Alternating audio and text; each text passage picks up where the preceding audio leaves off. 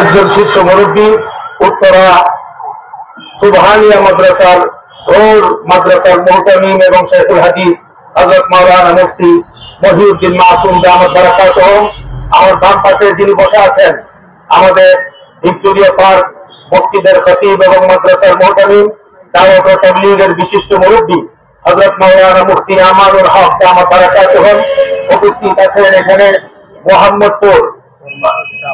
Mohammadpur সব্যদারি point মসজিদের market মসজিদের ইমাম এবং মাদ্রাসার মুহতামিম হযরত মাওলানা জুবায়ের আহমদ সাহেব দামাত বারাকাতুহুম সহ এখানে উপস্থিত আছেন বহু উলামায়ে কেরাম এবং শোরায়ে নিজামের গুরুত্বপূর্ণ মুরব্বিয়ানে কেরাম। আমি আপনাদের সামনে আছি কিফায়াতুল্লাহ আজহারি উত্তরা জামিয়াতুল মানহালের প্রিন্সিপাল।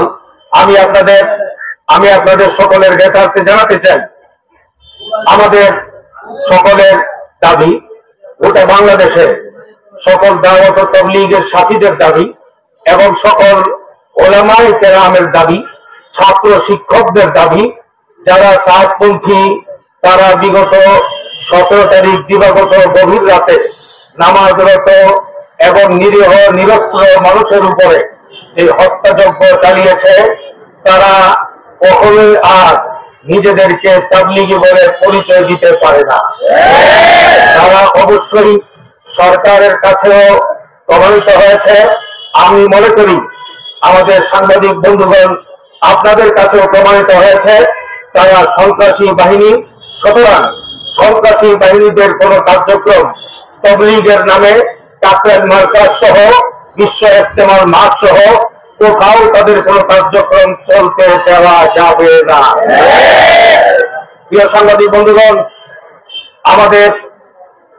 আমি দুঃখের সঙ্গে বলতে হয় যে যারা সরাসরি হত্যাকাণ্ডের সাথে জড়িত ছিল, আমাদের 3 জন শোরায়ে নিজামের ভাই মূল স্পটেই যারা শাহাদত বরণ করেছেন, তাদের হত্যাকাণ্ডের সঙ্গে যারা জড়িত ছিল তাদের মূল হুতাদের প্রায় কাউকেই ধরা হয় নাই, শুধু মুআজ বিন নূর ছাড়া। সেজন্য আমাদের যে দাবি, মূল দাবি 1 নম্বরে প্রত্যেকটা হত্যাকাণ্ডের সাথে জড়িত তাদেরকে আগামী 24 ঘন্টার মধ্যে গ্রেফতার করে আইনের আওতায় আনতে হবে। নাম্বার 2, আমাদের তাবলীগের মার্কাজ কাকরাইল মার্কাজ, এই কাকরাইল মার্কাজে আমাদের শোরায়ে নিজামের কার্যক্রম পরিচালিত আছে। আগামী দিনগুলোতেও আজকের এই সংবাদ সম্মেলন থেকে আমরা জানাচ্ছি সাতপন্থীদের কোন কার্যক্রম তাবলীগের বিশ্ববিখ্যাত মার্কাজ কাকরাইল মার্কাজে তাদের কোন রকমের কার্যক্রম চালাতে দেওয়া হবে না। সেই বিষয়ে আমরা সরকারের সর্বাত্মক সহযোগিতা চাই এবং সেই জন্য আমরা সরকারকে জানাচ্ছি, আপনাদের মাধ্যমে দেশবাসীকে জানাচ্ছি, আমাদের এই দাবি পূরণের জন্য আমাদের মুরব্বীরা একটি কর্মসূচির ঘোষণা দিয়েছেন। আগামী বৃহস্পতিবার সকাল 9টা থেকে অনির্দিষ্ট সময়ের জন্য কাকরাইল এবং কাকরাইলের আশপাশের এলাকা জুড়ে অবস্থান কর্মসূচি ঘোষণা করেছেন।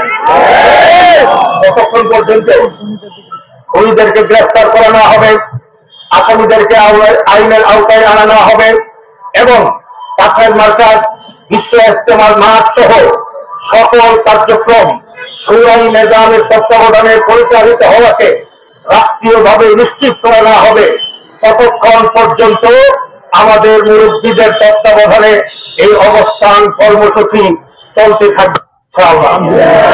তবে আমাদের এই অবস্থান কর্মসূচি অবশ্যই শান্তিপূর্ণ হবে এবং রাস্তা বন্ধ হবে না, জনদুর্ভোগের কোনো কারণ হবে না, যাতে করে শান্তিপূর্ণ উপায়ে সকল দাবিগুলো আদায় হয়। সেজন্য আপনাদের সকলের সর্বাত্মক সহযোগিতা কামনা করছি। ধন্যবাদ।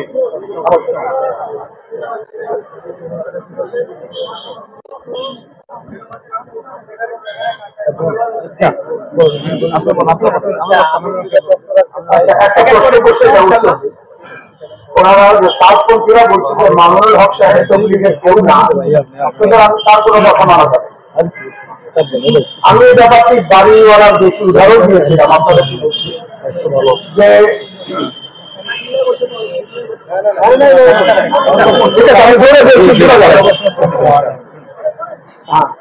যে আমি আপনাদেরকে একটা কথা বলছি, সেটা হলো দেখেন দাওয়াত তবলিগের দুটো সাইড।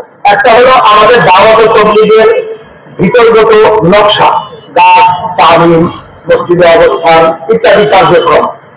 আরেকটি হলো দাওয়াত তবলিগের সাথে সম্পৃক্ত শরীয়তের বিধানাবলী, ইসলামিক ফিকহ, আইন শাস্ত্রের সাথে সম্পর্কিত। তো আমাদের আভ্যন্তরীণ যে বিষয়, জামাত 3 দিন হবে না 7 দিনের হবে, নিচে অবস্থান করবে না উপরে অবস্থান করবে, তাদের সকালে হবে না বিকালে হবে, এটা তো ডিসাইড করবে দাওয়াত তবলিগের।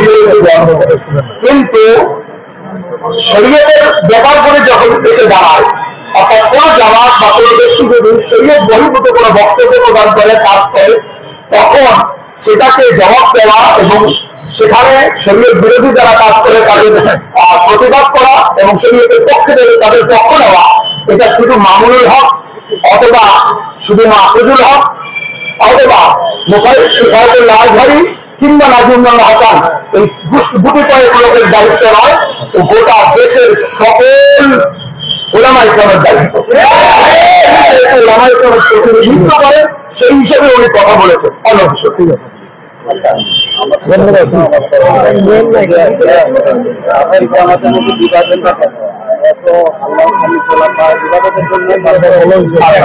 আমার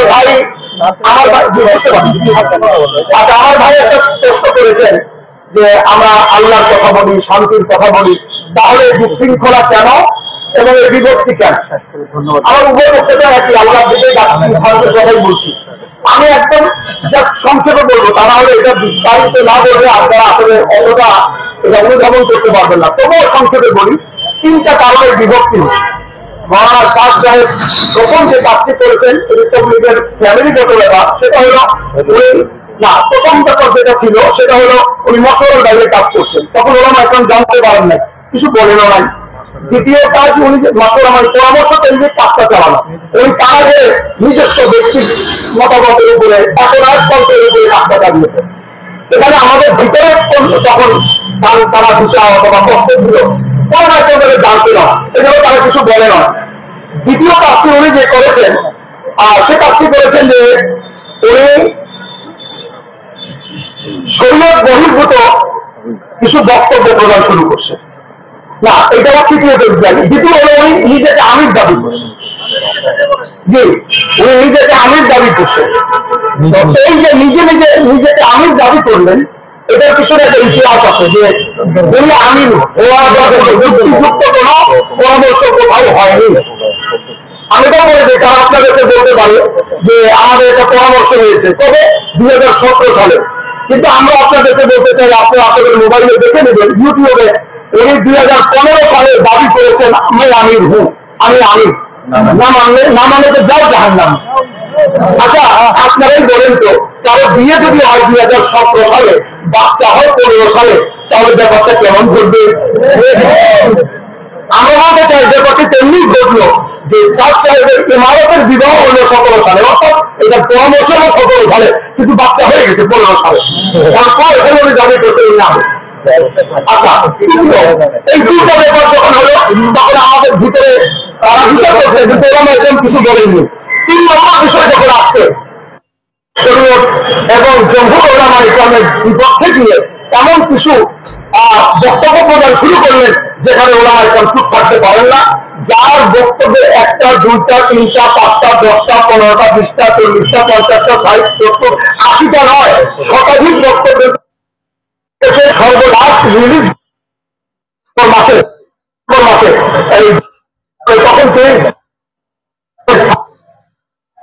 একমাত্র তবলিগের মধ্যে খরচ ছাড়া অন্য কোথাও